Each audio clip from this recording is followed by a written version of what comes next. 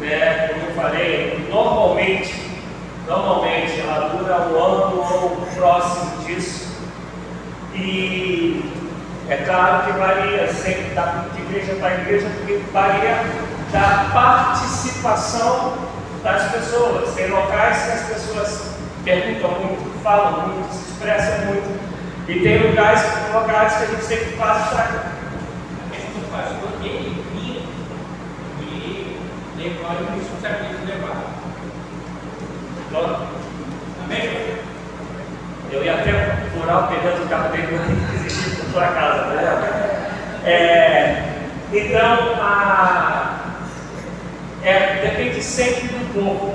Só que também a gente tem uma situação peculiar no dia de hoje, né? Hoje é chamado a sexta-feira da Paixão, embora isso, qual versículo que fala sobre isso?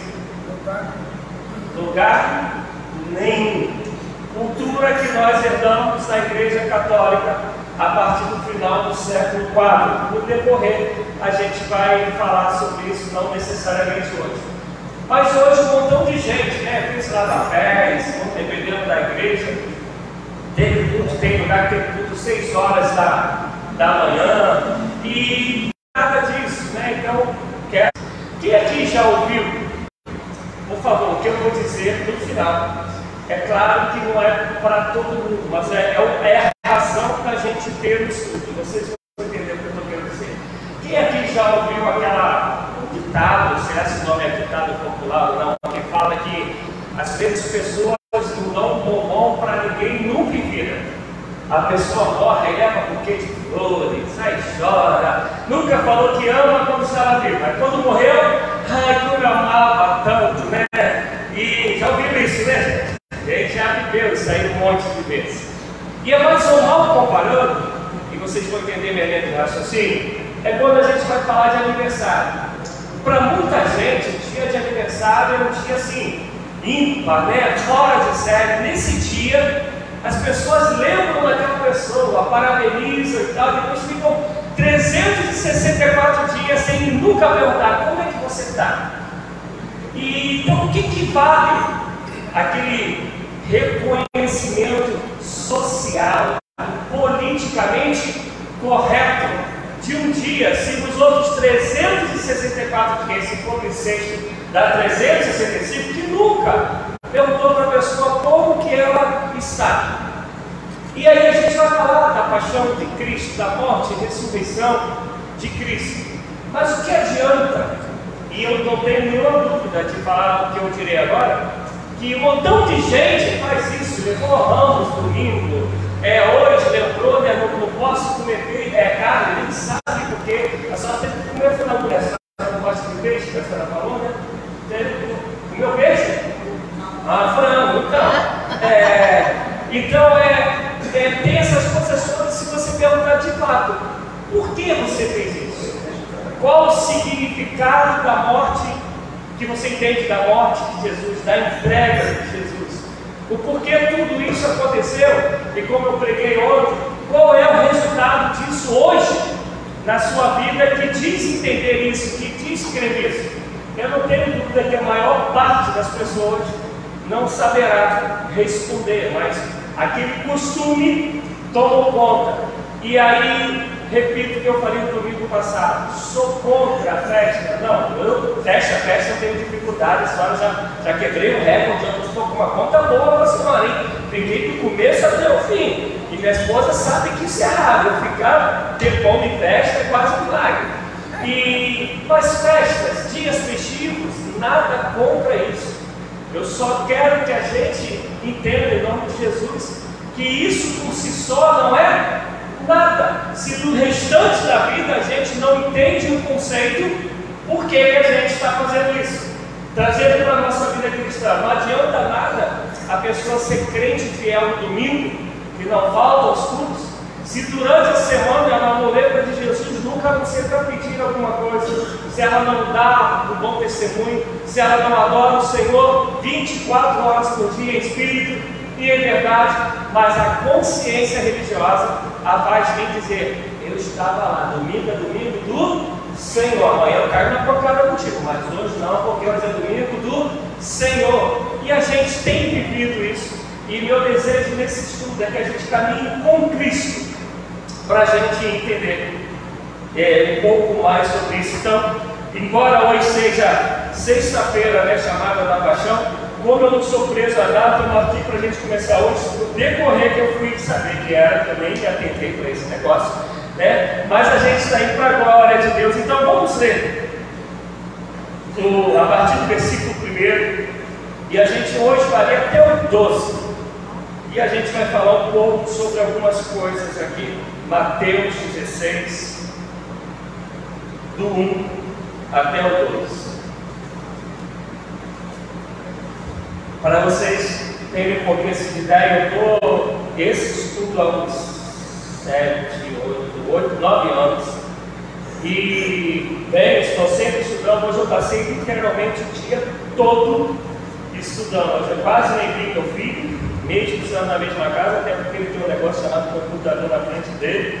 E se você for ver, nem lembra que ele está em casa, tem que levar meu filho para jogar bola. Tem que dar um jeito de tirar lá daquele quartinho.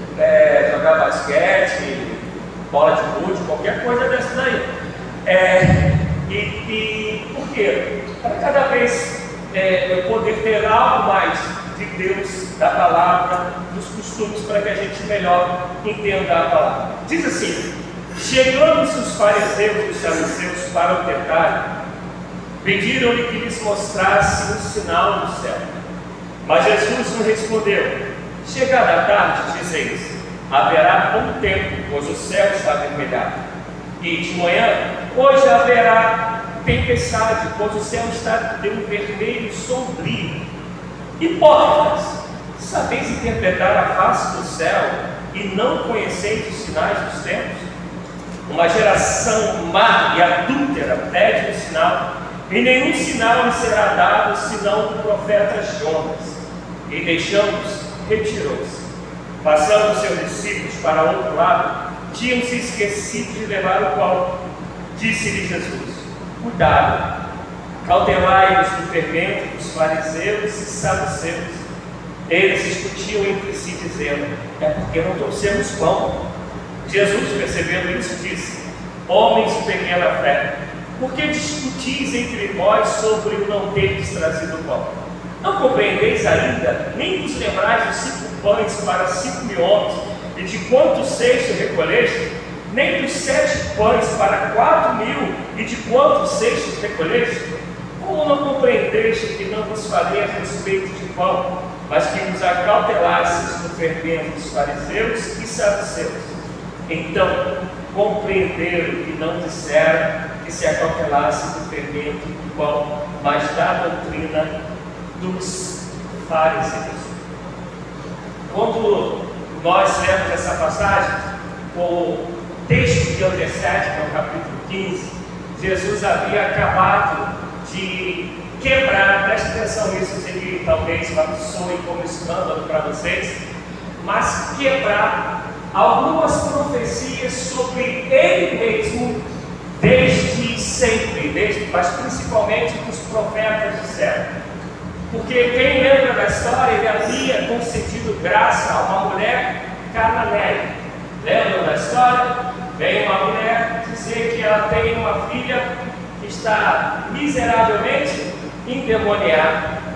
E Jesus vai e fala para ela: olha, eu não vim senão para o povo judeu, para o povo da promessa. Não é lícito, não é razoável, não é digno pegar dos pães que são dos senhores, dos príncipes, dos maiorais, daquele povo da promessa e dar para vocês. E aí a mulher fala: mas até os cachorrinhos comem das migalhas que caem da mão dos seus senhores. Dentro da minha afirmação, a gente vai lembrar que Jesus então disse, né? Vai, que seja concedido como a tua fé. E vai falar que não tinha encontrado fé nem em todo Israel como essa mulher. Por que eu fiz a afirmação que Jesus tinha quebrado as profecias que falavam a respeito dele, quando ele concede graça, o milagre a essa mulher, libertando a filha dele? senhor me ajudaria para falar. Por quê? Toda a promessa era que Jesus viria para os judeus. Você vai pegar todas as profecias, todas. E se a gente lembrar da nossa época, que a nossa época da graça, a gente vai lembrar que a graça só existe para nós, enquanto esse entendimento que temos sobre graça, depois da morte e ressurreição. Enquanto o Cordeiro de Deus que tira o pecado do mundo não tinha tirado o pecado do mundo, ainda não há graça. E o véu, então, lá em Mateus 27:57, o véu não tinha se rasgado. Se o véu não havia se rasgado, então todas as promessas eram para quem? Para o povo judeu. E essa mulher, ela era cananeia. Ela era, vai dizer Marcos, Ciro Felícia, que era um dos nomes dados por aquela região. Mas Jesus quebra, de certa maneira, as profecias, rompe para poder conceder graça a uma mulher. Por que ele faz isso? Gente, é estudo, não é pregação, senão não adianta eu perguntar o porquê, então vamos participar. Por que ele faz isso?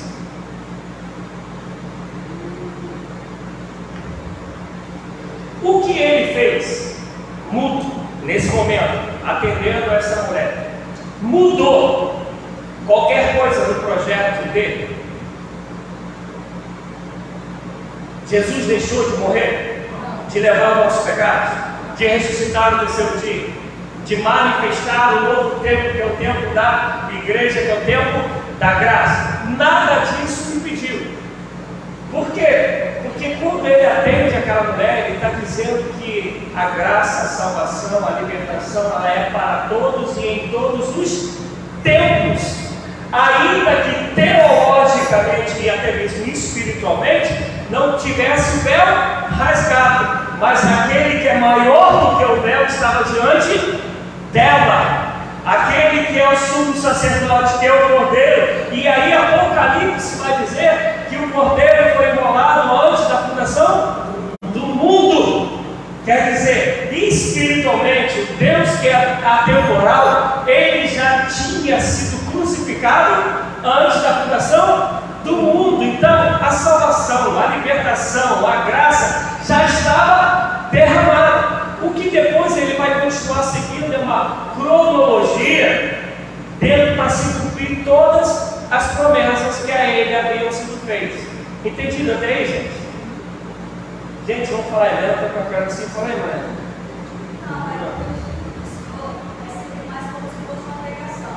E a gente já tem outro vídeo que coloca aí. Então, mas por isso que eu paro para perguntar para vocês. E aí?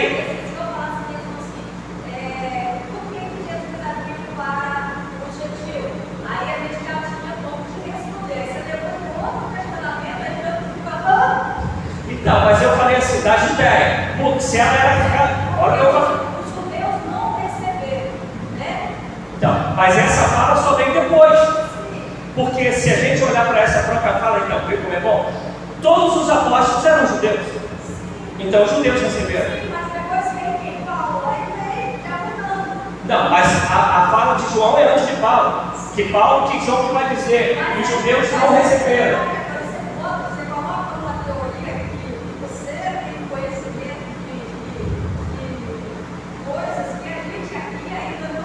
Sim, mas eu provoco para isso, para a gente ter um debate. O que acontece?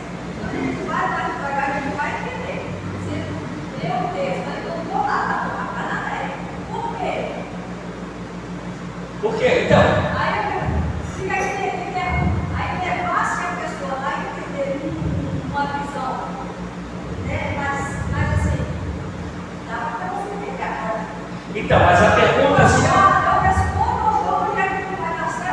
Não, então, aí que tá. Os porquês, eles fazem duas coisas. Primeiro, como teve um porquê, vocês todos vão para casa lembrando que teve um porquê. Se eu não fizer um porquê, vai passando só as informações e não vai gravar. Então, toda vez que eu poderia passar direto, mas eu tenho que tocar e eu falei, aí que eu vou provocar para poder ter o debate, para poder ter a discussão. Então, essa é a maneira pedagógica de fazer a pessoa educar. Tanto é que a gente está aqui falando do tema. A outra coisa é, todas as vezes que eu falo porque vocês param para pensar, eu estou provocando vocês a pensar. Senão eu vou direto e vira só um depósito bancário. Entende? E a intenção não é essa. A intenção é a gente pensar a ponto de, na hora, vocês vão concordar e dizer: pastor, eu não concordo. E a gente vai para a Bíblia para poder ver realmente aonde que está ou não o erro. Entendeu? Então essas provocações elas vão ser sempre, porque é aí que vocês falam, duvida aí na cabeça e não ficam assim: mas por quê? Onde está? E se eu ficar só falando, não vai acontecer isso, entendeu? Aí eu vim para cá e falei: deixa que eu quero para poder provocar alguma coisa. E aí, ele sai, ele está saindo daí de Betsaida. Agora sim, agora não tem como perguntar, agora vai ser só informação. Betsaida, ela é da região de Jerusalém, mas ela fica 210 metros abaixo do nível do mar. E eles começam a sair da região, que é Jerusalém, Cananéia, era esse lugar que ele está, Galiléia. Ele está saindo, ele tinha saído de Galiléia, foi para Betsaida, que é tudo muito pertinho, mas agora ele vai andar 40 quilômetros. Andar 40, não tem um burrinho ainda, não tem um Uber para chamar. Ele e os discípulos vão andar 40 quilômetros indo para Cesareia. E esse andar é subida. Ele vai sair de 210 metros abaixo do nível do mar e vai para 350 metros acima do nível do mar, né? Então assim, é uma caminhada boa, né? Para chegar lá em forma, né? Não dá para ter problema no joelho, nada desse negócio não. E ele sai do lugar da religião indo para esse lugar que mais à frente a gente vai falar bastante sobre ele, que é Cesareia de Filipe, ou Cesareia Filipal, porque na época haviam duas Cesareias. Havia a Cesareia Marítima, que foi até hoje ainda é uma das grandes construções em termos de água, de pegar água para levar para um montão de cidades, na época que não tinha, né? Aqui é o que? O rio. Era Sedai e depois passou rios d'água. Aqui é o que? Quem é responsável pela água?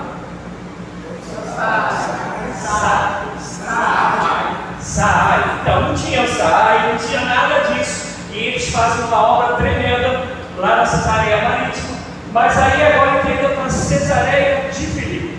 Nesse caminho, o pessoal pergunta para ele, antes da partida propriamente dita, os fariseus e saduceus, quem eles eram? Religiosos. Eram entre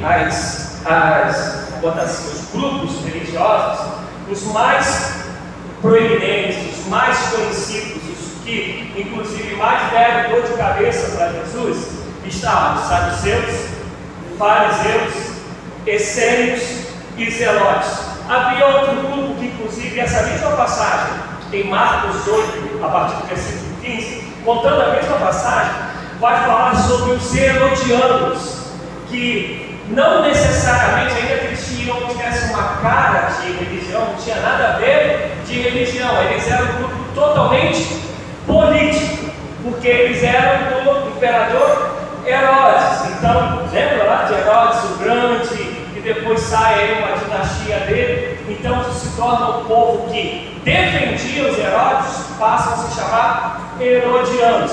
Mas hoje eu quero falar com vocês sobre saduceus, fariseus e essênios. Mas vamos continuar em texto. Está dizendo que esses caras chegaram para Jesus cheios de boa intenção, né?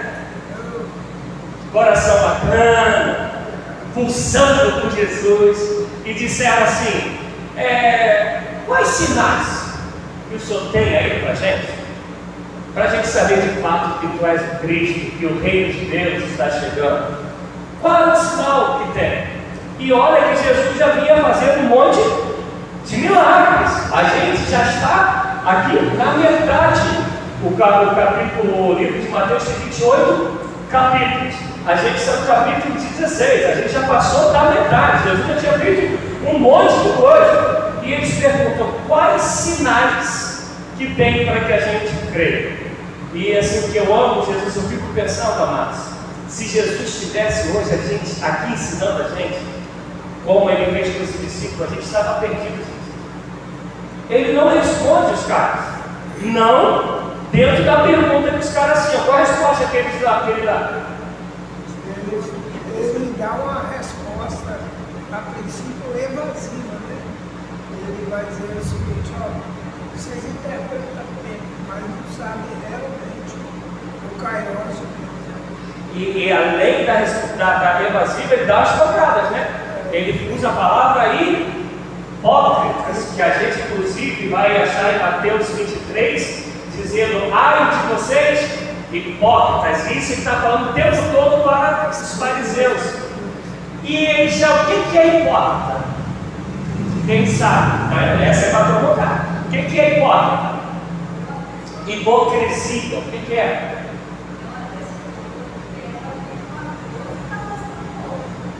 Então, é isso, mas vamos melhorar isso.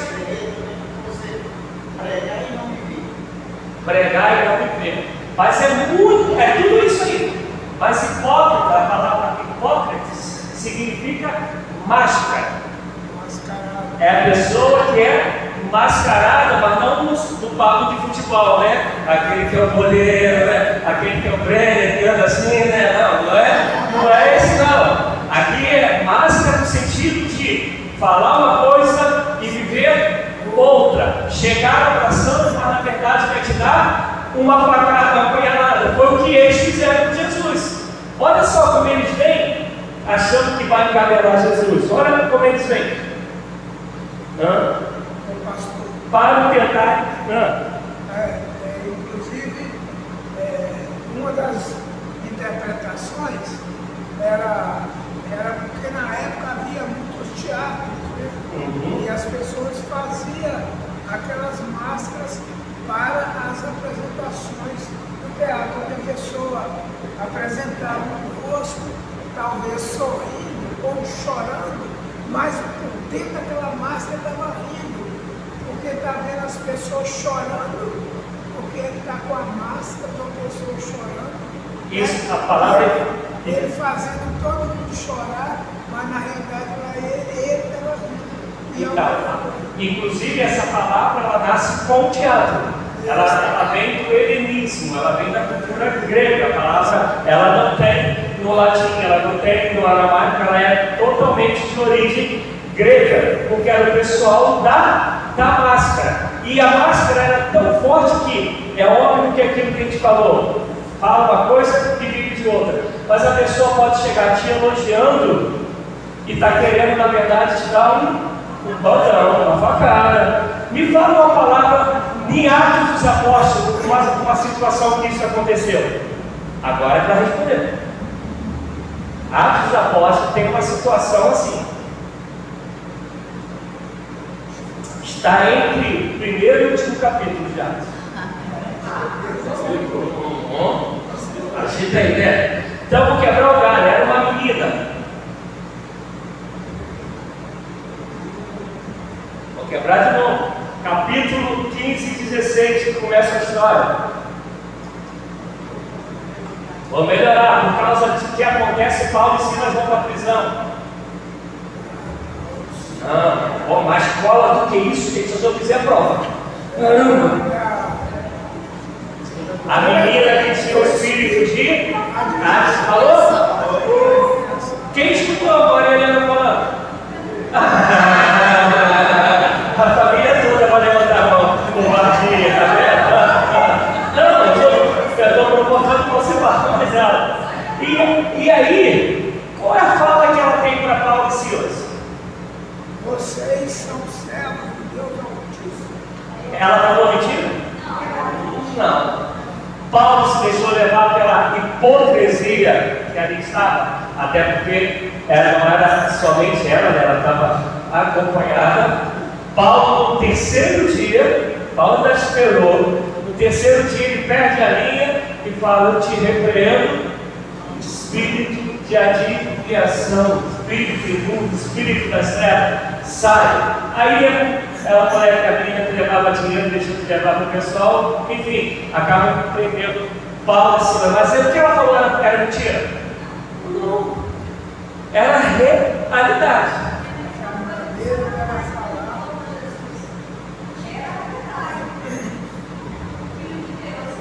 E aí ele é o pai da mentira, porque a hipocrisia ela é uma mentira nos atos. E aí chegam esses hipócritas de maneira assim, bem bacaninha. Jesus, dá-nos um sinal. Meu Deus, precisava, mas senão, só você voltar lendo tudo aí, vai ver que o sinal está desde o começo. Mas eles querem uma provocação. E vem Jesus e fala para esses religiosos, não respondendo o que eles queriam ouvir, mas provocando para que eles pensassem. O que Jesus falou? Não dou a vocês nenhum outro sinal a não ser do profeta Jonas. E o que aconteceu com Jonas? Quantos dias? 3 dias. E depois foi cuspido. Quantos dias? Para o pessoal aí da sexta-feira da Paixão, Jesus fica morto 3 dias e ressuscita. Esse sinal que Jesus está falando, só que ali na hora eles ficaram assim, né? Se fosse desenho animado, ia aparecer aquele montão de negocinho na cabeça deles, porque que tinha uma coisa a ver com a outra. E só foram entender isso no dia da ressurreição. E aí Jesus está indo do lugar religioso para onde? Eu acabei de falar, qual lugar Jesus está indo? Ele está subindo de 210 abaixo para 350 acima, Cesareia de Filipe. Antes de chegar em Cesareia de Filipe, no que a gente vai estar falando sobre ela, ele vai falar: olha, vocês não podem ter em vocês o mesmo fermento dos fariseus, dos saduceus, e se a gente for ainda em Marcos, vai falar dos herodianos. E aí os caras, gente, por favor, preste atenção nisso que eu vou dizer agora. Não é o fato da gente vir à igreja, não é o fato da gente ser líder, de fato a gente busca pensar como Jesus pensa. Esses homens eram o que de Jesus? Discípulos de Jesus. Aqui eles estão mais ou menos já 2 anos para cima caminhando com Jesus, caminhando 24 horas por dia. Jesus e vai falar do fermento. O que eles pensam? Pão. Pensou na bisnaguinha quentinha com aquela manteiga escorrendo assim, né? Aquele café estalando. Então, que como diz amigo William, falou que não pode deixar borbulhar, tem que ser antes. Não sei se eles faziam assim não, né? Mas eles pensaram no pão. Gente, caminhando 2 anos, vemos Jesus ensinar, instruir, fazer maravilhas. Vem Jesus usar pedagogias de parábolas, de comparações, de analogias. E quando Jesus fala do fermento, a primeira coisa que eles pensam é no... Gente, é diferente. A maioria da gente pensa em quê? A gente pensa no estômago, não é só no estômago no sentido de comida, não. No estômago no sentido de saciar as nossas vontades. E por isso que normalmente, quando vem alguém ensinando, instruindo, pregando, vivendo o reino, a gente ou não quer ou a gente se espanta. Por quê? A gente fala de Jesus, anda com Jesus, prega Jesus, mas ainda não entendeu o reino de Deus. A gente não é movido ainda pelo Espírito. Por favor, o Adriano parece que quando eu falo a gente, estou falando de cristão de uma maneira geral. Fala, Maria. Mas eles só conseguiram ser abertos os olhos depois da morte. Aí eles foram abertos os olhos, eles começaram a entender que Jesus estava ensinando para eles desde o começo da jornada. Eles estavam aí com seus olhos fechados, os olhos espirituais, para a carne estava funcionando. Ele teve uma experiência. Ele falou para eles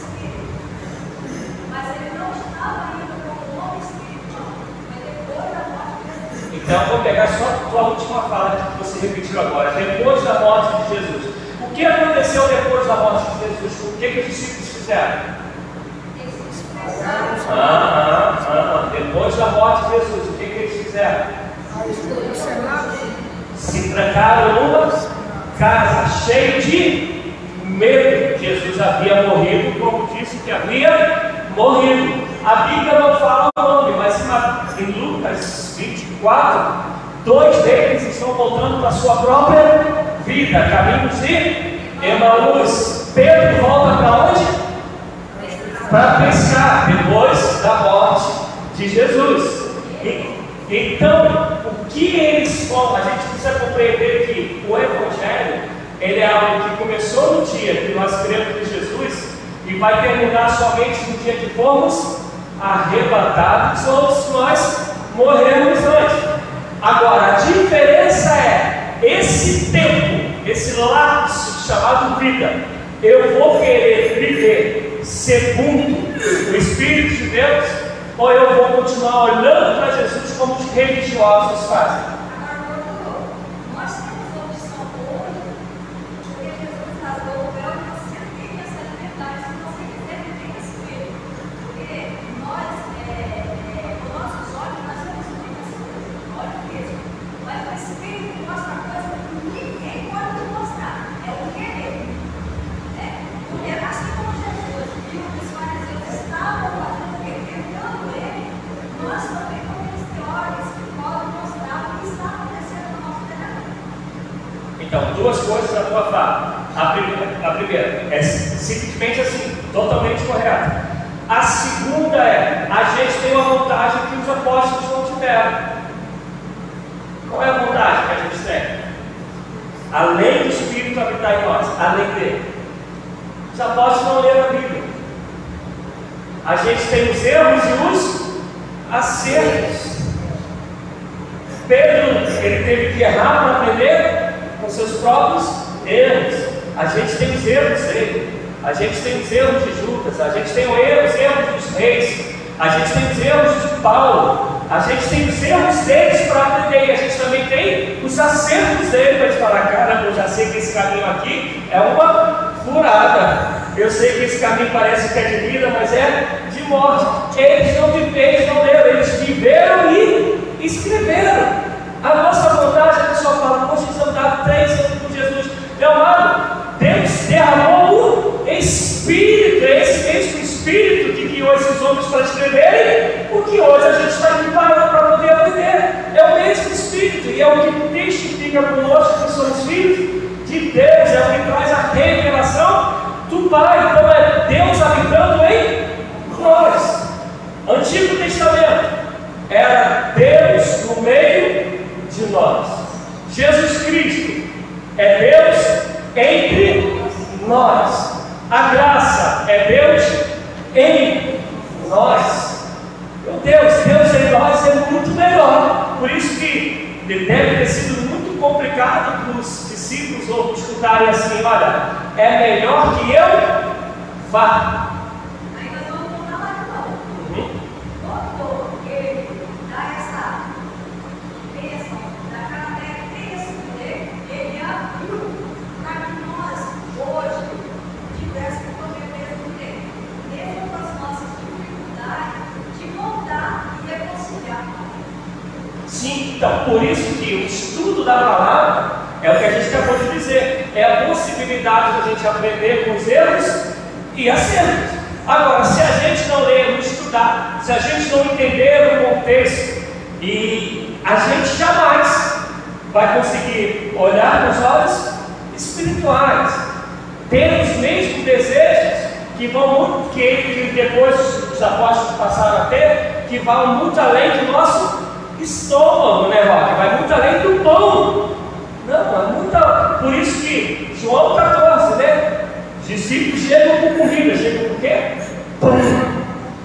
De novo, Jesus fala: minha comida e minha bebida é fazer a vontade do meu Pai.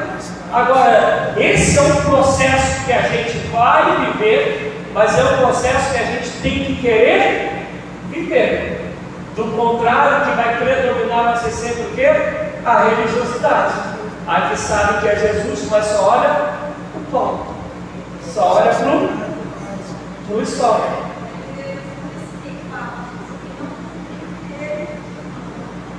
Não ouvi. Ele fez Jesus em parte, não cumprir a parte que ele tiver, para você viver com ele. Ele fala assim: eu não faço acepção de pessoa. E tem gente que pega coisa que vai querer todo mundo, e não é. Você tem que fazer também o que ele te manda, para você conseguir chegar no que é a graça da salvação verdadeiramente. Porque o que nós estamos falando na hipocrisia?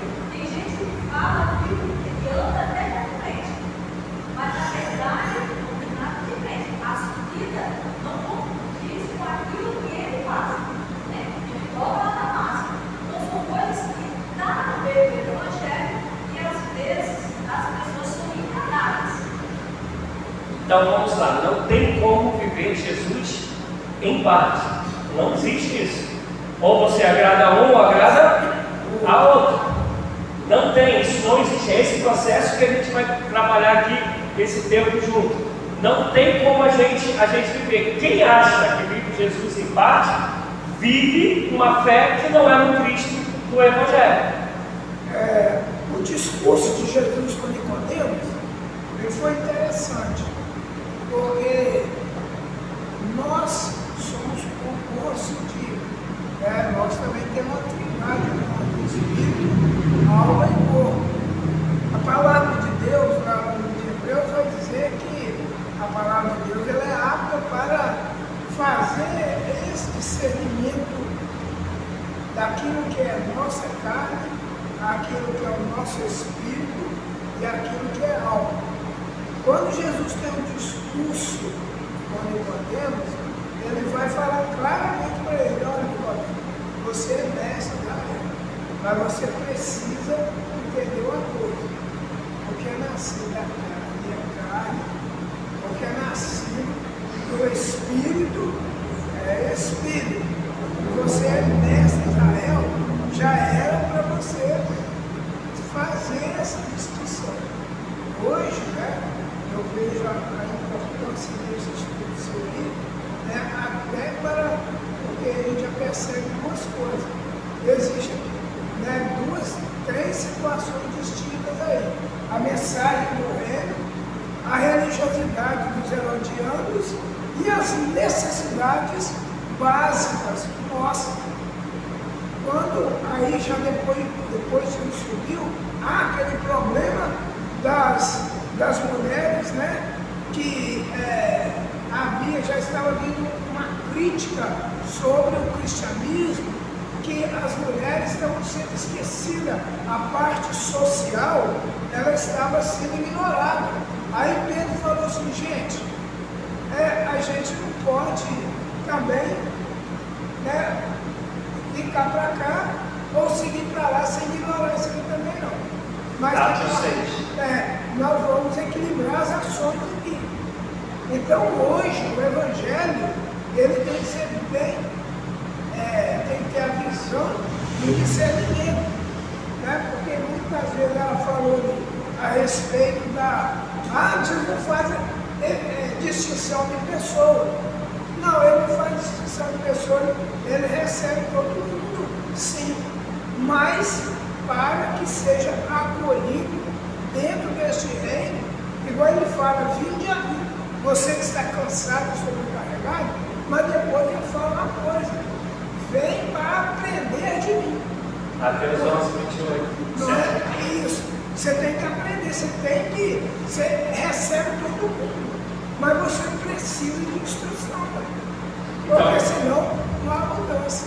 Então, dentro dessa proposta sua aí, é importante que a gente hoje, como cristão, a gente não pode ter uma visão só social, ele pode ter uma visão só de religião, entendeu?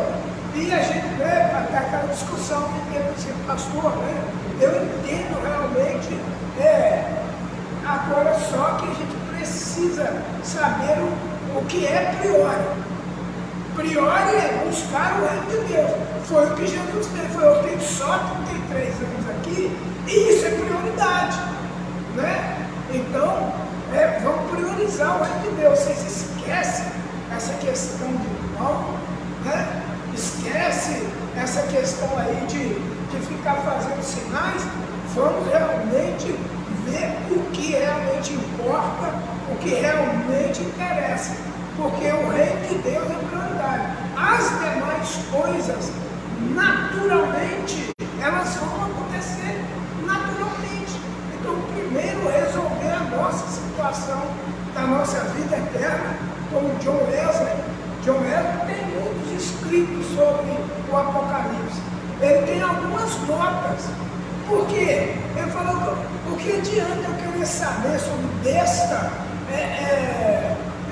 666, quando é o tempo, sendo que eu não estou preparado para a volta de Jesus, eu não tenho convicções concretas de que eu já sou salvo, eu não tenho testemunho do Espírito.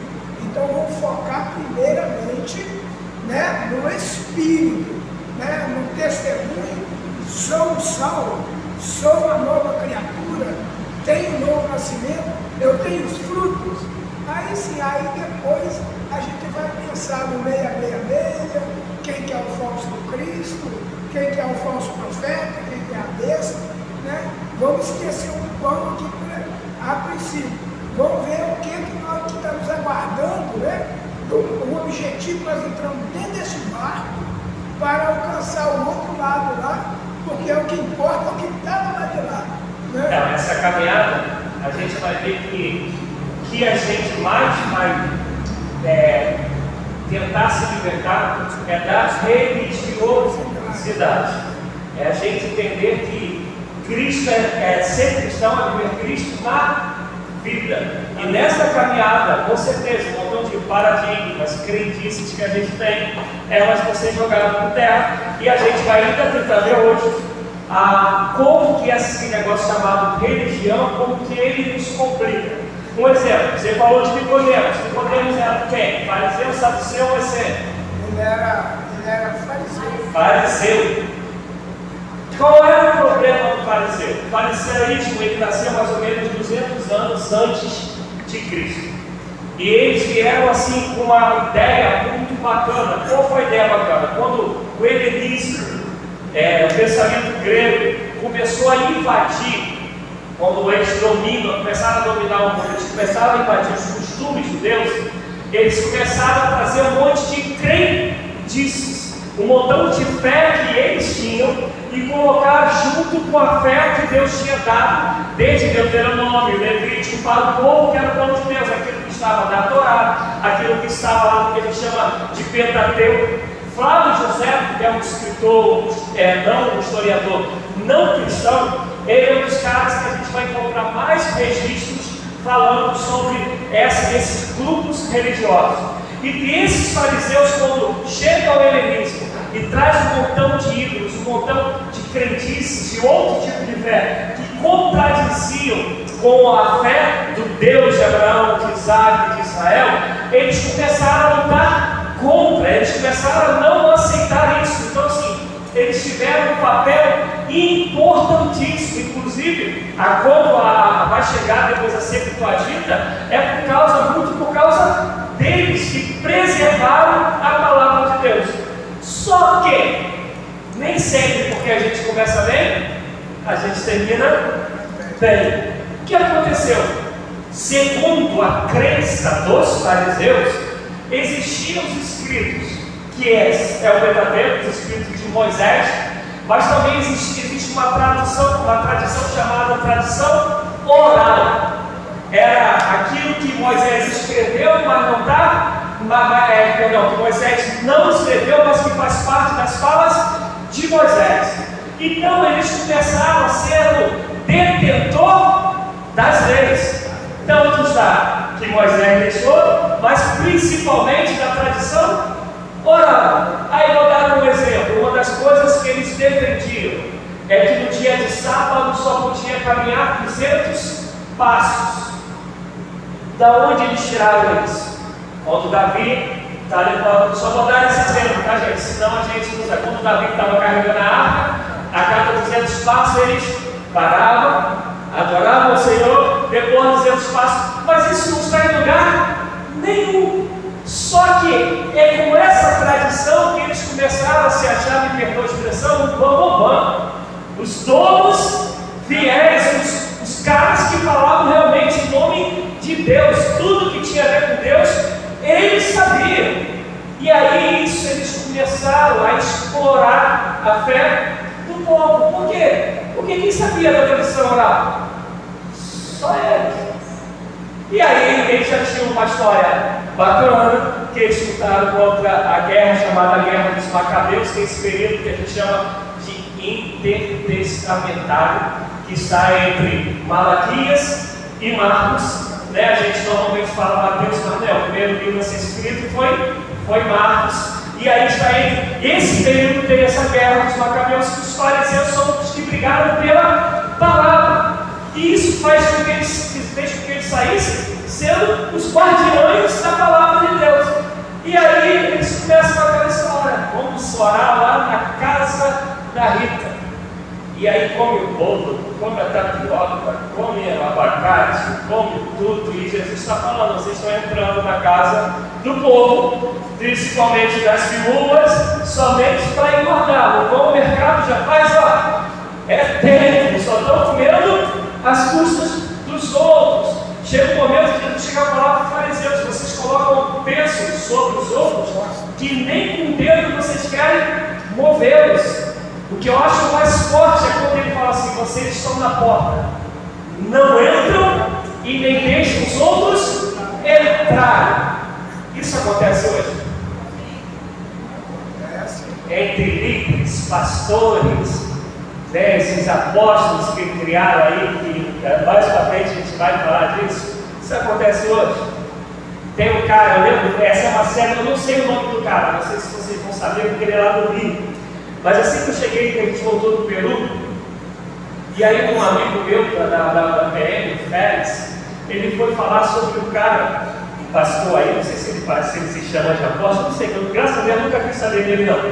Mas a história é que ele chega todo arrumadão na igreja, tênis de 2 contos, as calças mais caras do mudão, o carro blindado com segurança, aí bota um saco, se veste mesmo, bota um saco em cima da roupa para falar de humildade, que ele é humilde, e ele é o cara que ele diz que ele tem o poder para abençoar, para amaldiçoar, que ninguém se sair da igreja dele e não estiver de acordo, ele amaldiçoa e a vida da pessoa está arrebentada. Meu amigo, mas quando ele vai falar do dinheiro, ele tem uma habilidade que não é mole, não. Ele faz até nascer dinheiro no bolso dos outros, só para os outros poderem dar para ele depois desse meio. O cara se tira dinheiro até de onde não tem. Milionários já dizem que ele já está. Mas essas pessoas que talvez, eu não conheço a história dele, como eu disse, não quis conhecer, mas talvez tenha começado bem, mas vai se achando o dono, o bambambam, e aí começa a amar mais. Escutam isso: amar mais a letra do que a pessoa, porque não tem como a gente amar o reino se a gente não amar pessoas. Jesus morreu por causa das pessoas, o reino dele são as pessoas, o reino dele não tem a ver com geografia, o reino dele está dentro de nós. E é por isso que Jesus, no capítulo 15, atendeu a Cananeia, porque é a implantação do reino dele. Então, todas as vezes que nós amarmos mais coisas do que pessoas, é qualquer reino, menos de Deus, mas principalmente é do capeta. Aquilo de Deus não é. Deus ama as pessoas. E às vezes esse cara ele tem começado bem, achando que estava legal, e no determinado caminho os fariseus falaram: opa, tem como a gente ter uma vidinha tranquilinha no meio disso. Só que os fariseus, eles não gostavam do Império Romano, então a vida deles estava sempre no meio do povão.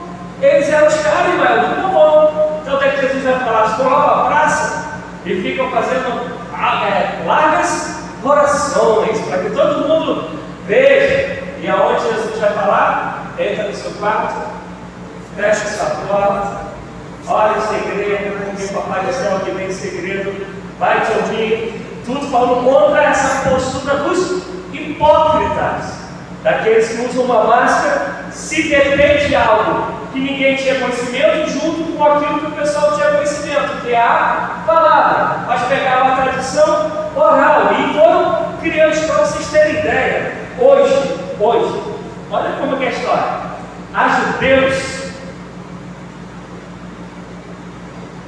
da linhagem do fariseu, não mais fariseus, mas da linhagem deles que tinham essa mesma linha, que no dia de sábado, nos elevadores onde eles moram, você não aperta para poder parar. O elevador, ele já você apertar é sinal de trabalho. O elevador, eles param em todos os andares no dia de sábado. Aí o cara tem uma empresa, dá lá o William nas vendas dele. E aí, dia de sábado não pode trabalhar. Ele vai e pega o Joaquim, que não é judeu, e dá trabalho para o Joaquim no dia de sábado. Porque o Joaquim pode ir para o inferno, ele que não, né? Então, Joaquim, o problema é teu, né, Joaquim? Essa é a mentalidade dos que usam máscara, mas que um dia começaram bem. Era gente boa, era gente que amava a lei. E um dos grandes problemas que nós vivemos da atualidade, isso, assim, com raras exceções de qualquer denominação, é quando a gente começa a usar das regras da denominação, das regras da instituição, para se dar bem e arrebentar o povo. A gente, quantas das vezes, ama mais o que está nos cânones do que a vida que está aqui dentro.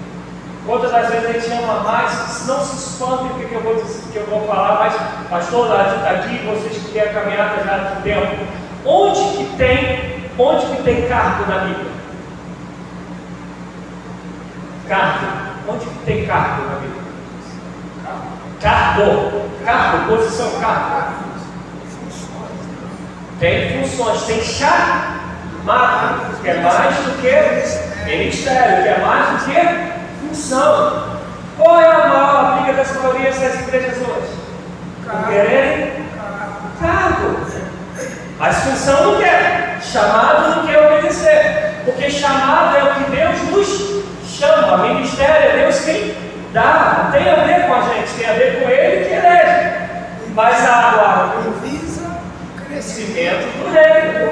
Então, quando a gente chegar nos dons espirituais, a gente vai falar sobre isso. E aí, o que a gente mais briga hoje? O que é mais entende? Por que a gente ama tanto as quatro paredes? Porque quatro paredes é isso. Quatro paredes te dá carro, quatro paredes te dá destaque. Dependendo se tu tem de coração fariseu, você vai ter domínio sobre pessoas, domínio sobre situações. E a síndrome de Lúcifer ama esse negócio. tem privilégios. E aí a gente ama o quê? Isso daqui é a vida dos fariseus, que usava da palavra, usava de uma tradição. E uma das coisas que a gente mais sofre, não, a tradição metodista é assim, a tradição da Assembleia de Deus é assim. Gente, há uma diferença entre tradição e tradicionalismo. Qual é a diferença? A diferença é que a tradição é base, né? Tradição está certo. O tradicionalismo aí já é a máscara. Não, a tradição ela traz uma essência. O tradicionalismo ele não contextualiza a essência. Ele vai achar que aquilo que deu certo lá no tempo de Dom Pedro I tem que dar certo hoje. É uma política, uma politicagem. É isso aí. Vou pegar o exemplo do Rock que está aqui, né? Eu fui cortar meu cabelo lá no Rock. Aí fui cortar meu cabelo, mandei a foto para ele, eu de cabelão, meu Deus. Ele não acreditou que eu estava deixando meu cabelo crescer não. Aí quando eu cheguei lá, aí ele falou assim, pastor, mas é aquele corte mesmo? Eu falei, vai ficar grandão, o cabelo que eu sempre tive, cabelo grandão. Quem vê minhas fotos lá do Peru, então vai ver meu cabelo grandão, já foi maior do que aquilo. Mas falando aí, ele foi, ajeitou as contas e falou, pastor, não tem muito o que cortar não, só vamos ajeitar as contas. O que ele usou nesse dela? Que é a profissão dele. Se ele não souber como é o corte do breve, como como é o corte do irmão Irineu, que senta lá na cadeira que só para o bigode e fala, pode ir embora, né? Se ele não se atualizar, se ele achar que tem que cortar como ele cortava há 20, 30 anos atrás, no máximo ele vai pegar o pessoal da antiga, mas o pessoal da antiga chega uma hora que morreu, né? Porque é o caminho de todo mundo. O que vai acontecer? Vai ter que arrumar outra profissão. Porque qual é a base? É o corte, a tradição, ele é cabeleireiro. Mas ele tem que saber que hoje ele tem que se contextualizar na profissão que ele tem. Se ele ficar preso, não, mas eu sempre cortei assim, o cara fala, valeu a pena, então ele vai embora. Vai embora, fazer igual o Romero, né? Vai embora. Quer falar, gente? Esses eram os fariseus, que era no meio do povo, que era o povo mais ou menos na época de Jesus, 220, 230 anos de existência. Mas era um povo que levantou, elaborou leis da que é chamada tradição oral e dela usava para poder explorar o povo. E viviam aquilo que Jesus, e a gente já debateu aqui, viviam de máscaras. Eram hipócritas, limpavam o exterior do copo, mas o interior continuava sujo. Era como sepulcros caiados. Aí só para fazer vocês rirem um pouquinho. Eu, uma época na polícia lá em Campo Grande, no Rio, eu trabalhava na rua, trabalhava no trânsito, e aí trabalhava com o seu e mais um rapaz, que acho que já está até reformado. E aí, na esquina, acho que já tem, né, irmão? Já tem aquela funerária, aquele negócio lá, já tem, né? Gente, tinha cada caixão, vou te falar, dá vontade de morar nele. Cara, cada caixão lindo, por dentro assim, todo de peludo, acolchoado. Eu nunca vi nenhum morto lá revoltado reclamando. Todo mundo que estava ali. Aí, esse amigo com quem eu trabalhava, na hora do almoço, ele no sábado, e aí ele não tinha direito ao horário, a gente policial não tem direito ao horário de almoço. A gente tem que comer e voltar. O que ele fazia para você achar? Ia lá nesse caixão bonitão. E ó, fechava lá, ó, deixava só um pouquinho aberto e tirava lá o cochilo dele. E isso durante anos. E tu olhava do lado de fora, coisa linda, né? Mas do lado de dentro tinha um péssimo profissional e um cara que não tinha vergonha, nem preocupação de dormir dentro do caixão. Porque, claro que Jesus fala é pior do que esse rapaz fazia. Mas está falando que o caixão pode ser lindão por fora. Mas se você vive de máscaras, se você é hipócrita, você é um sepulcro caiado. Do lado de fora lindo, mas lá dentro está fedendo, está em decomposição. Por isso que eu falei que não dá para ser parte cristão, não é ou a gente é ou a gente não é, não tem meio termo. Quando é meio termo é religiosidade, não é viver em Cristo Jesus, amém? São que horas? Porque eu queria pelo menos terminar de falar dos outros dois. 8:16. Você deixa terminar de falar dos saduceus e dos essênios? Os saduceus era um outro grupo. Os saduceus, eles já remontam desde o ano de 587 antes de Cristo, que é quando tem o primeiro templo. Os saduceus, eles eram assim, mais políticos do que de fato homens da religião. Eles eram aqueles caras que tinham o sinédrio. O que era o sinédrio? Era mais ou menos como a Câmara dos Vereadores, hoje, mais ou menos.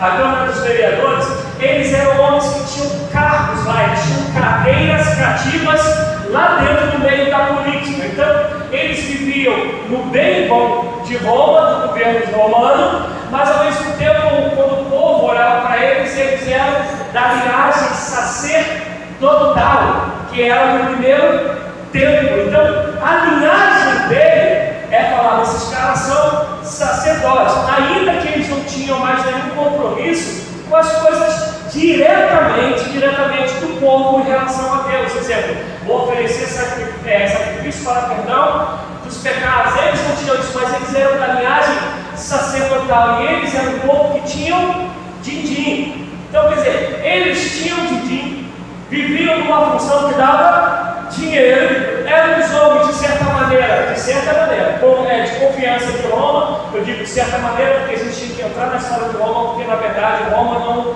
confiava em ninguém, deixava o povo que eles haviam conquistado pensarem que esquecem como pensar que, eu gosto de vocês, sou parceiro de vocês, mas a história mostra que não era assim. Mas esse pessoal tinha uma vida tranquila, é uma vida da politicagem, era uma vida de poder se dar bem.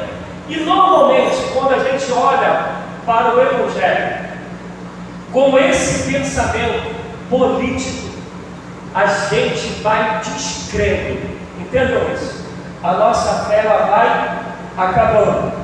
Vou dar um exemplo. Quando vocês conhecem aí líderes que estão sempre preocupados em estar lá no topo da cadeia institucional, você pode ver, eles vão perdendo o temor de mentir. Eles vão falando em nome de Deus como Deus não falou coisa alguma.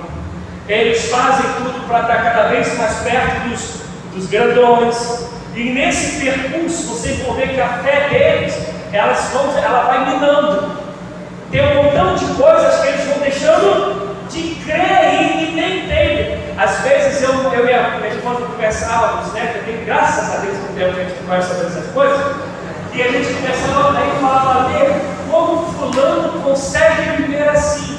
E a resposta da minha esposa é: amor, já acabou o temor, já não tem mais nada a ver com Deus não. Ainda que se fale em nome de Deus. Estão entendendo, gente? Por quê? Porque eles estão mal comparando com o ar-condicionado. A mesa dele ou é da diretoria, ou está coladinha com a diretoria. E era o caso dos saduceus. Os saduceus, eles não criam mais em ressurreição. Nada que transcendia, eles criam mais. Eles não criam em vida após a morte. Para eles era aquilo ali. Os fariseus achavam que com as obras resultaria numa vida boa depois da morte, que isso era a salvação. Perdão, os saduceus já não criam em nada disso. Era aquela vida ali e acabou. Eles não criam em anjos, eles não criam em demônios. Nada que tivesse a ver com o sobrenatural, eles criam.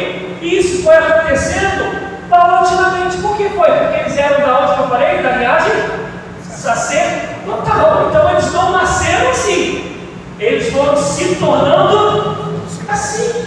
Mas ele olhava, olha só, gente, eu estou aqui no CITEP, eu estou aqui na sede, não sei da onde, na presidência, não sei da onde, eu sou pai apóstolo, o que fosse, a posição deles era muito boa. E o que dava a eles essas condições muito boas?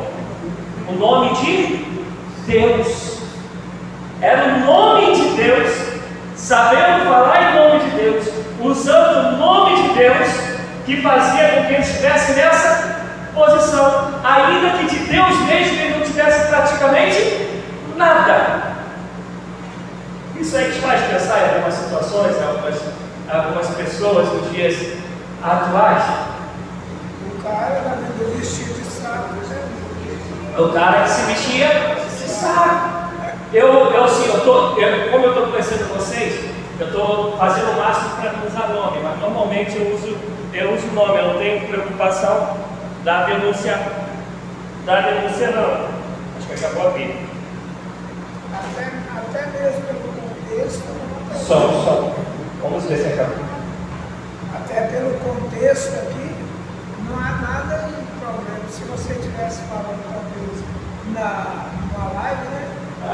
Não, mas está na live, amado. Eu falo dentro da igreja. Não, eu sei. Não, só para ter ideia, eu falo que eu estou conhecendo vocês ainda, mas tem um cara aí de nome. Hoje, daqui a tempo você não vem perguntando meus coisas, por enquanto vamos devagarzinho. Mas tem um cara aí de nome que ele falou, ou não agora, mas no começo da caminhada dele, hoje assim, ele um dia era lado, e ele falou para o pessoal, no começo, né, quando ele estava conversando a denominação dele, ele falou assim: olha, fulano pesca com camarão, ciclano pesca. Ele foi falando lá, a pessoa que tem de pesca, sabe o que é? Ele falou assim: não, Eu vim para pescar com fezes mesmo. Só que ele não falou isso para ele. Eu vou dar para esse povo é isso, porque é isso que esse povo gosta.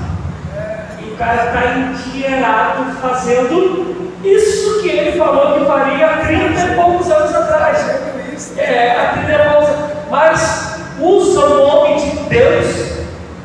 Não quer praticamente nada porque se cresce, não teria esse comportamento, mas ele visa a posição que ele tem. Agora, você vai ver que normalmente quem pensa assim só consegue viver assim se tiver 4 paredes, se tiver instituição. Vê se vocês vão entender, por favor, gente. É que eu estou tentando não dar cola para a próxima aula, mas quando a gente vai falar diretamente de Cesareia de Filipe. Mas se destruir o templo, acabou, porque eles vão sentar aonde? Vão fazer isso? Onde? Sabe quando acabaram os saduceus? Dentro dessa minha fala, como que acabou os saduceus? Quando? 70 anos depois de Cristo. No ano, não, 40 anos depois de Cristo, no ano 70. Por quê? Porque o templo foi destruído. O templo foi destruído, eles não têm mais onde exercer o cargo, a função dele. O que aconteceu nos saduceus? Acabaram. Porque para muita gente, o mais importante são as 4 paredes, e que vocês vão me ver pregar quase sempre. Para mim, o mais importante é lá fora, a vida como ela é. Por que para muita gente? Porque aqui que dá o status, aqui que dá o controle. Se tu tiras isso, aqui o cara pega as regras e vai dizer no parágrafo tal, do artigo tal, está escrito assim. E aí você fala, eu tenho que então aceitar isso. Tu tiras o tempo. Eu vou contar um testemunho aqui recente para vocês, para eu falar dos receios dos relotes e a gente, dos receios, e a gente terminar. Vou falar dos relotes, não se der, eu falo na semana que vem. Mas os receios eu ainda quero falar. Foi mês de setembro que eu fui disparando a pelada do macarrão.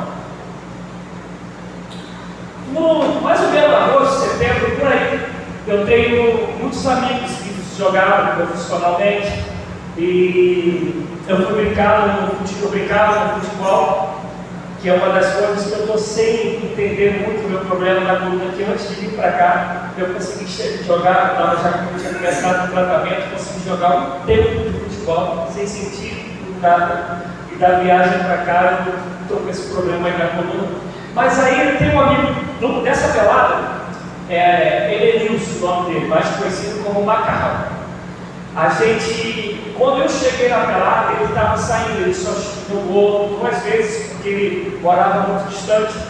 Só que a gente teve uma amizade, até porque sempre, uma das coisas, que ele mais se espantou, foi que no primeiro dia, no dia que eu cheguei na pelada, que ele me conheceu, acabou a pelada, aí tem o que ele chama de resenha. Todo mundo sabe que é resenha, né? Aí teve a resenha, e eu saí do banho sem camisa, com a toalhinha no ombro, sentei à mesa com eles, e uns tomando caipirinha, outros tomando cerveja, eu não tomo nem refrigerante, eu falei, me dá um Gatorade. E eu no meio deles, o Macarrão falou para mim, você gostou mesmo? Eu falei, sou. Na época eu tinha, sei lá, 18 horas de taça dele. Aí eu falei para ele o tempo, não lembro direito. Aí ele, cara, eu nunca vi isso, nunca vi um pastor jogando assim, sentar na resenha e ficar aqui com o pessoal falando palavrão, tomando taco dele. Eu falei, mas você viu o pastor como? Não duvida que ia ficar aqui, acabar pela pelada. E agora já vi situação que o cara nem toma banho no meio dos outros. Eu falei, o cara vai para casa fedendo. Aí ele riu. Aí na outra quarta-feira a mesma coisa. E ele saiu da pelada e a gente continuou mantendo contato pelo WhatsApp. Então sempre mandava uma repetição para ele, perguntava como é que estava a família. E por mais que eu goste de bola, eu não consigo mais ir para longe, para passar um dia jogando bola, não consigo. E as peladas dele eram tudo assim distante. Quem que conhece o nome falar de Angra dos Reis? Eu morava no Rio, ele amava em Angra, São Gonçalo, E eu sempre falava, cara, não vou. E aí um dia consegui uma pelada pertinho de cá, no campo do Zico. Eu morava pertinho do campo do Zico, dá, sei lá, um quilômetro, acho que eu lembro de que da minha casa eu morava até lá. Eu falei, nessa eu vou. Aí eu comecei a crescer na coluna. Não fui. E aí ele indo trabalhar, ele tomou um tiro de fuzil. Ele indo para o carro, tiro entrou no braço, saiu da mão. A primeira pessoa que ele ligou para mim. E fomos conversando, orando todos os dias, orava por ele, eu acompanhava, perguntava como que ele estava. Até que ele ficou legal e ele fez uma festa de aniversário dele. E chamou boleiros, aí tinha jogador que jogou no Santos, jogou no São Paulo, jogou no Fluminense, tudo lá. E ele veio com o uniforme para mim, que eu não tinha dito para ele que eu não tinha condição de jogar. Quando ele pegou o uniforme, eu fui devolver para ele para cá. Não tá, amigo, eu quero muito. E a Alessandra e a Rebeca, tu não vai entrar em campo não. E eu querendo muito, né? Mas eu ia apanhar em casa agora, assim, então não foi. E aí eu fiquei lá. Aí quando foi começar a pelada, ele me chamou. Eu não estava improvisado. Gente, uns 50 homens assim. Ele contou o que aconteceu, ele falou, talvez a pessoa que eu vou falar aqui é que eu conheço há menos tempo, mas eu posso dizer que é um homem de Deus, como ele me ajudou, como ele falou, e eu gostaria que ele orasse aqui, eu, pastor Rogério. E aí eu falei, antes de eu orar, deixa eu dar a palavra, aí ele fez um monte de homens. E aí eu fui, porque eram dois jovens, eram com faixas etárias diferentes, então tinha gente pra caramba. Aí eu dei a palavra, orei. Quando a gente ia sair, um rapaz que jogou Soró, alguma coisa assim, quando ele jogou no São Paulo, teve na seleção e tudo, ele, peraí, pastor, vai, gente, peraí. Aí ele falou assim, olha gente, pelada, a gente tem sim. Todo mundo aqui é goleiro, qualquer lugar para pelada. Agora tem uma oportunidade dessa daqui, ouvir uma palavra dessa daqui, você não vai encontrar não. Então eu quero agradecer a Deus pela vida do pastor e por você estar aqui, mas aproveita isso. O cara pegou em cima do que eu tinha falado, daqui a pouco pegou a camisa do São Paulo, deu para eles, aí no final tinha gente que estava começando a caminhada, desviado, ia tudo falar comigo. Eu estou contando isso para dizer que o Evangelho não é aqui dentro. Aqui dentro é o lugar da gente se estruturar, se fortalecer. Aqui é o lugar para a gente ajudar os da mesma fé, daqueles que entrarem aqui. Mas ser igreja é lá fora. Por isso que os saduceus, quando acabou o tempo, eles falaram, e agora? Não sabe ser de Deus, porque na verdade nunca de Deus foram, estavam só ali dentro. Amém, amados? E eu vou terminar falando dos excessos. Por que eu tenho que falar desses excessos? Porque na metade do século XX, num lugar chamado Urbano, acharam um monte de escritos próximo do Mar Morto, mas no próximo assim, no próximo meio de Carioca, né? Foi em 1940. 1947, eu acho.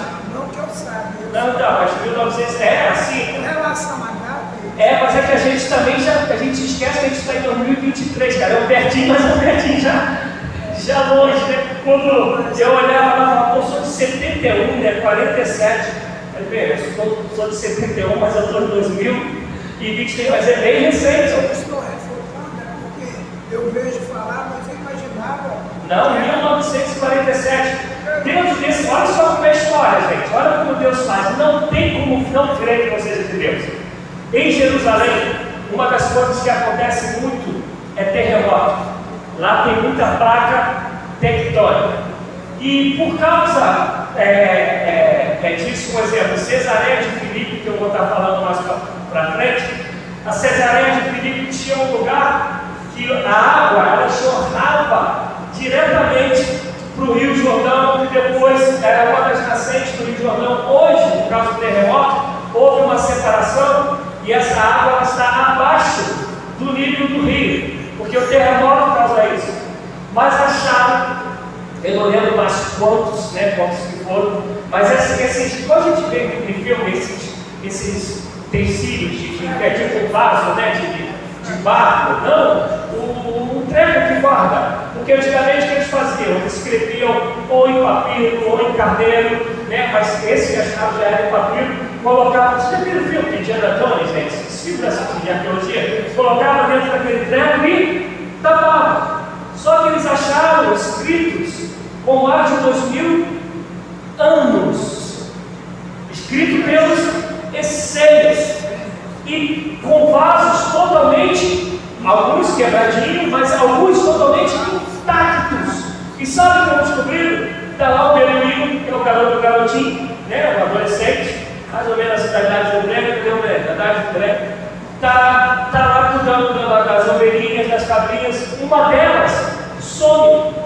E como tem muita gruta, e essas grutas, 2000 anos passaram por terremoto, teve guerras próximas, passaram por tempestades, ele está vendo que ele não acha que o bichinho está faltando um, mas ele, com medo de entrar na gruta e ter algum animal, um animal feroz, o que ele fez? Começou a tacar pedra. Daqui a pouco ele tomou barulho. Olha, que barulho é esse para mim? De uma gruta. Ele entrou, estava lá esses utensílios com um monte de escritos. Inclusive, quando tu pegas a tua Bíblia aí e tem o livro de Isaías, o livro de Isaías, tal qual a gente tem. A diferença eram 2 palavras. Num livro de 66 capítulos, 2 palavras que diferem do que a gente tem. Que tem noção desse negócio? Um negócio que está preservado há 2 anos dentro de uma gruta. E aí você vai encontrar, quando o pessoal fala sobre a Bíblia mudou, no livro de Isaías, acharam salmos, um monte de coisa, mas o livro de Isaías que eles ficaram impressionados, completos. E foram estar lá no Museu de Jerusalém, esses papiros estão lá no Museu de Jerusalém, criaram o museu só por causa desses achados, e eles acharam o livro de Isaías tal qual você tem na Bíblia. Você está lendo algo que escrito há 2000 anos atrás, que na verdade foi antes, mas que uma cópia tem mais de 2000 anos intacto. Só que o cara que achou, o garotinho, não tinha ideia do que ele tinha achado. Aí o que aconteceu? Deu para o pai. O que o pai fez? Levou para a feira para vender. Ele sabia que algum valor tinha, mas não tinha ideia do que era. O pai passou, só tem que ser Deus, entendeu? Aí passou um estudioso de arqueologia e viu o treco. Epa, peraí. Aí pagou não sei quanto, mas pagou uma micharia, e isso, assim, no bom sentido, revolucionou a história bíblica, porque agora não tem de nenhuma maneira a ciência querer refutar a Bíblia que a gente tem, porque e como tu vai entender que dentro de uma gruta ficou um negócio guardado 2000 anos e intacto? Como tu vai entender o que é esse? E quem eram os essênios? Lembra que os fariseus, eles eram que viviam no meio do povo e não criam, e criam na ressurreição dos anjos, do demônio. Os saduceus eram que viviam dentro do templo, fazia parte da politicagem, do pessoal do dinheiro, mas que era longe do povo e não criam em mais quase nada. E quem eram os essênios? Os essênios eram, me perdoe a comparação, mas só para vocês entenderem, eram como budistas. Eles viviam à margem da população. Eles foram para a beira do rio, viver na beira do rio, porque eles não concordavam com o que estava acontecendo no templo, a maneira que estavam sacrificando, que eu vou falar um pouco disso domingo, quando eu vou falar da Páscoa, que como eles estavam sacrificando no templo, eles não concordavam com o predomínio do Império Romano, e eles achavam que eles tinham que estar separados para a volta de Jesus Cristo, e para eles, estar separado para a volta de Jesus era estar no meio do povo, e eles eram tão obcecados pela letra da Torá, do Pentateuco, que eles, chegou um tempo que eles começaram a não casar mais. A maioria deles não casava, porque não queria gerar filhos que pudessem se perder, se corromper, se contaminar, Então eles não queriam um povo totalmente puro. Eu vou dar uma palavra que eu vou pregar domingo, mas vai ter gente que vai estar aqui domingo. Você lembra quando Jesus entra em Jerusalém e ele fala para um discípulo achar o homem que estava com o cântaro e perguntar para onde ia ser? Aquilo ali era quase impossível ser real. Por quê? Porque na época de Jesus o homem não carrega cântaro. Só que carrega cântaro é mulher. Bom, então, pastor, como que isso aconteceu? Porque os essênios, quando tinham que ir no meio do povo, por algum motivo qualquer que seja, para que todos soubessem que eles eram essênios, o que eles faziam? Carregavam um cântaro, para que a sociedade soubesse, ó, eles são o essênio. E aí, isso, eu vou falar isso. E ele não se contaminava dentro da visão deles com o povo. E esse pessoal viveu nesse local, separado, porque eles achavam que não podiam se misturar. Todavia, a Bíblia fala que nós somos luz do mundo, sal da terra. Tem como o sal ficar dentro do saleiro? Tem como o sal ficar dentro do saleiro? Não. O que vai acontecer com ele por dentro? Vai estragar. Porque se o sal ficar no saleiro, ele se torna insípido. E para nada mais presta para não ser lançado fora e usado pelos homens. Nós somos luz do mundo. Dá para a luz ficar na luz? Não, a luz tem que ficar onde tem trevas, para que as trevas sejam dissipadas. Então, tinha um grupo que queria ficar no meio do povo e abusar do povo. Tinha um outro grupo que queria ficar somente no meio da instituição, da politicagem, dos cargos, e que foram deixando de crer. Obrigado, amado. E tinha esse grupo que queria ficar à margem de todo mundo, porque eles se achavam os bambambãs, o santo dos santos. Eles achavam a santidade em pessoa, porque a vida deles era a vida que agradava a Deus, e todas as outras vidas estavam todos perdidos. Eu não sei se vocês viveram isso aqui, mas eu não vou citar o nome não. Mas tem uma denominação que há um tempo atrás, eu não sei se vocês têm essa denominação aqui, mas eu não sei se aqui ela chegou assim. Tinha uma denominação que, se você passasse por ela poderia saber que você se dizia cristão. Mas se você fosse homem, se você fosse mulher e tivesse de calça, ela não te dava a paz do Senhor. Se você fosse homem e tivesse de bermuda, ela não te dava a paz do Senhor. Ainda existe? Existe ainda aqui? Então lá não é isso, graças a Deus, na nossa terrinha, isso acabou. É isso? Fala, pai. Tem ainda? É esse pessoal que se acha o santo dos santos. Eles falam, fala, beleza.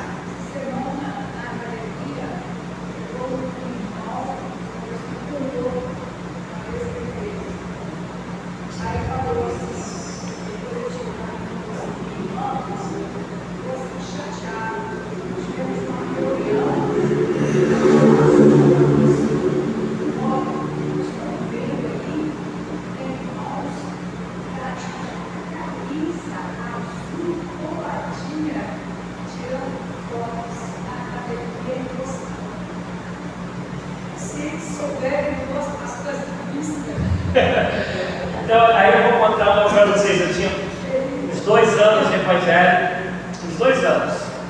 E eu pergunto assim, são coisas que vocês vão me ouvir repetindo em algumas pregações, não tem jeito. Mas quando eu me converti, eu estudava a Bíblia mais ou menos como eu fiz hoje, 5 a 6 horas por dia, todos os dias.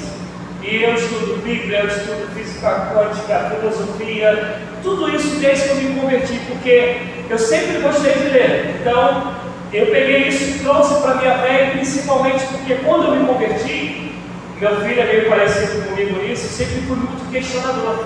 Então, eu tinha muito medo, depois de alguns anos, eu descobri que a minha fé era uma furada. Então eu falei, eu quero estudar esse trem, eu quero saber se eu não estou daqui 4, 5 anos. Eu falo assim, caramba, eu perdi 5 anos da minha vida. Eu comecei a estudar, e vocês não sabem o que é isso, mas na época era fita videocassete. Eu pegava as fitas sobre a história da igreja, pai da igreja, os avivamentos, estudava, e estudava sobre Lutero, Agostinho, as confissões, e estudava para caramba, e jejuava quase todo dia. Pois eu não sei se eu consigo, mas já consegui fazer jejum de 72 horas sem nada, sem água, sem comida, sem nada. Eu só quando eu penso, eu já fico preocupado, será que eu vou passar mal no meio do caminho? Na época eu tinha 22 anos, né? O suco da fruta era outro papo. E um dia uma irmã, que é minha amiga até hoje, ela me chamou para ir para um monte próximo mais ou menos da minha casa, sei lá, uns 4 quilômetros da minha casa, um pouquinho mais. E nessa, eu acabava de 9 anos de idade. Só que quando eu me converti, eu não consegui emprego. Hoje, se você me perguntar, eu vou falar que eu entendo. Eu vou falar que foi um tempo que Deus começou a me preparar, mas eu tentava me emprego e não conseguia. E aí minha sobrinha hoje está com 30 anos, Alexandra, ela era bebê, minha irmã teve 15 anos, então minha irmã ia para a escola, eu que tirava o leitinho, deixava lá, eu que dava leite a minha sobrinha, eu dava banho, arrumava, botava minha sobrinha para o colégio, ajeitava a comida. E eu vivia essa vida de estudo e pregando em algumas Assembleias de Deus. Eu já tinha um nomezinho, né, de como cristão na época. E aí eu fui, essa irmã, deixei minha sobrinha na escola, ela me chamou para ir nesse monte, eu fui. Falei, só tenho que voltar para pegar minha sobrinha em tempo. Chegou nesse monte, a gente parou na casa de uma irmã. Gente, parecia que eu estava entrando assim, na casa do Paulo melhorado. Mas de alguém que não entendeu que era Paulo, mais ou menos como aquela história, eu vou fazer aqui um trono para vocês, e Paulo lá e rasga tudo, né? Porque vocês são Deus Júpiter, entendeu? E era assim. E a pessoa que me levou, eu acho não, tenho certeza, ela se arrependeu, porque ela já me conhecia, porque eu nunca tive muita papa na língua do que diz respeito ao Evangelho, não tenho mesmo.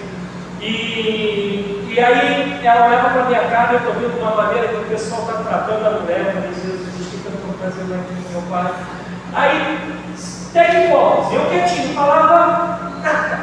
Passou, eu tinha uma camisa, 2 camisas na verdade, que elas já pregavam sozinha. Ela tinha 2 camisas, não sei se aqui existe essa marca, Toulon. Uma era roxa e branca, que vestia assim, e outra era azul e branca. Né, amor? Eles nem pensavam em namorar, mas a minha blusa todo mundo já conhecia. E eu estava sempre com uma calça tactel que eu tirava e ela ficava em pé, assim, ficava em pé sozinha. De tanto que ela estava acostumada a andar, ela já ficava em pé sozinha. Aí subimos, para aqui para orar, para ali para orar, para lá para orar, e eu estou quietinho. Aí chegou lá em cima, né? Não sei se aqui quando vocês vão para o monte é assim, cada um vai para um canto para orar. Aí acabou, aí vamos dar a mão aqui, fazer o ciclo. Gente, Deus sabe, eu fui mudo e até então eu estava calado. Aí deu aquelas mãos e eu, a irmã, minha amiga, e mais o pessoal. Aí daqui a pouco vira essa que era quase o apóstolo Paulo, né? Falou assim, olha, eu vi que o anjo descia e dava uma roupa branca para todo mundo, menos para o jovem, né? Era jovem? Era eu também. Menos para o jovem. Mas Deus falou que você tem que passar por você, que você tem que vir 7 vezes nesse monte aqui para Deus, para você se consertar com Deus. Aí a irmã apertou a minha amiga, apertou minha mão assim, quase quebrando, vamos dizer assim, fica quieto. Aí eu olhei para a mulherzinha, olhei para a minha amiga, foi por isso que eu falar. Bom, acabou, desci, mas amado, eu fui com aquele negócio, a tromba assim de tamanduá, não deu para falar com a mulher, fui falando com Deus até chegar em casa, falar, Deus, como o Senhor me faz entrar nessa furada? Como o Senhor me deixa sair de casa e estar aqui, viver isso. Gente, Deus é testemunha, que eu nunca tive uma vida de santidade como eu estava naquela época, de busca, de oração, de jejum. Por que eu estou falando isso? Porque há pessoas que se acham isso, se acham mais santa do que os outros, e acham que ela tem que estar separada, e ela está no patamar e todo mundo está abaixo dela. Aí como Deus nos conhece? 2 dias depois, se eu não me engano, não sei se eu já contei essa palestra, estou eu, a calça que está de pé, com uma dessas conversadoras da prestadinha, indo no colégio da minha irmã, da mãe dessa minha sobrinha, para resolver alguma coisa. Eu não lembro o que era. E eu desse jeito, quietinho assim, no ônibus, sem entender porque eu não conseguia emprego. Eu sou o filho mais velho, né, de casa. Aí veio uma pessoa, olhou para minha cara e falou assim: você é cristão, né? E eu com a roupa, não sei nem se era a mesma camisa, mas a mesma roupa que estava. Aí olhou para minha cara e falou assim: rapaz, amada, ela, moça querida, tem um Deus que te ama e conhece o teu coração. Continua na tua caminhada. Falou isso, atravessou a rua, nunca mais viu a mulher, não falou o nome, não falou nada. Até hoje eu não sei, estou quase crendo que era uma anja, né? Porque até hoje eu não vi mais a mulher. Mas eu estou contando isso, que era isso que os essênios achavam. Se achavam melhores do que os outros, superiores ao outro. O evangelho que não te leva ao encontro do outro não é evangelho de Jesus Cristo.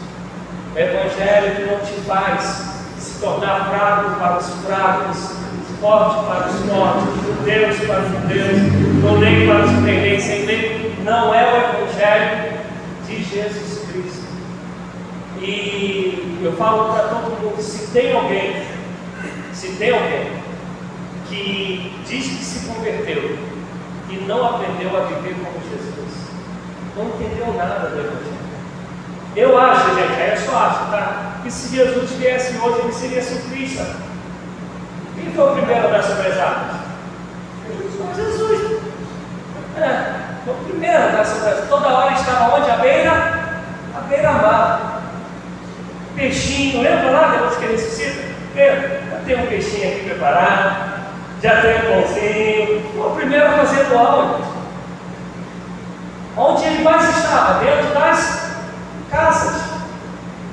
E até da casa dos fariseus ele entra para almoçar. Mas isso é papo para outro dia. Vamos terminar, amém? Alguém tem alguma pergunta para fazer? Mas se não fizer hoje, pode fazer semana que vem. E semana que vem a gente vai começar falando sobre os zelotes, mas de maneira bem rápida.